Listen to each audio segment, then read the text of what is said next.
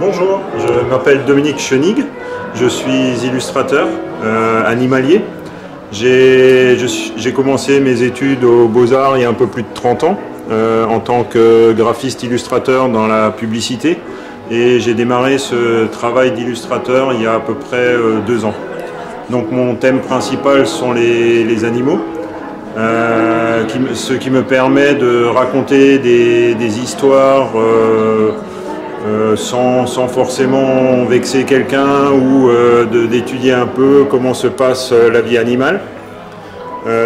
Pour chaque dessin, je choisis un animal, je me renseigne sur son environnement. Est-ce qu'il a un prédateur, est-ce qu'il a des proies, et à partir de là, je conçois une petite histoire. Donc chaque illustration est en fait une petite histoire en soi. J'ai réalisé maintenant 4 expositions personnelles de plus de 30 dessins, et pour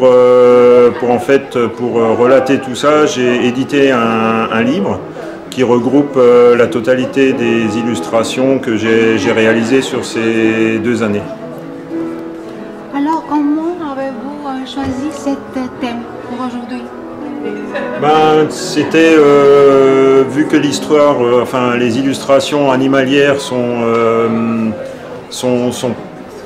en train d'évoluer tout doucement, l'illustration animalière. C'est vrai que j'ai choisi ce thème parce qu'on s'est rendu compte que 60% des animaux sauvages ont disparu en 40 ans. Donc je trouvais important, moi, de dessiner certains animaux. Il m'est même arrivé d'en dessiner un et d'apprendre 1 mois plus tard que cette espèce avait disparu. Donc ça a créé un choc. Et je trouve que c'est important de laisser une trace et de les rendre vivants à travers des petites histoires pour arriver à les faire connaître et peut-être démystifier certains animaux. Avez-vous un animal favori, préféré? Je dirais que l'ours est un de mes animaux préférés parce qu'en fait il est assez proche de l'humain dans sa manière de se comporter, que ce soit en famille, dans ses déplacements. On peut aussi, vu qu'il est capable de se mettre sur 4 pattes et 2 pattes, c'est vrai qu'on peut le mettre dans des situations qui sont assez proches de celles des humains.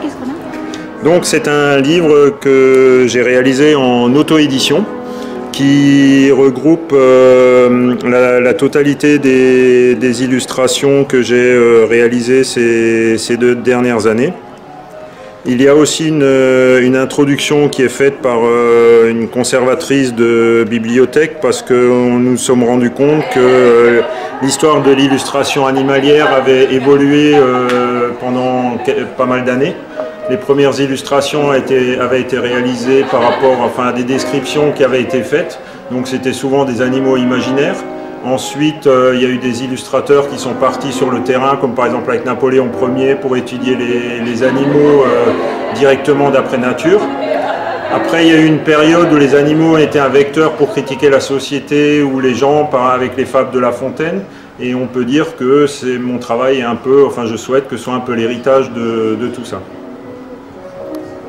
Je vous en prie.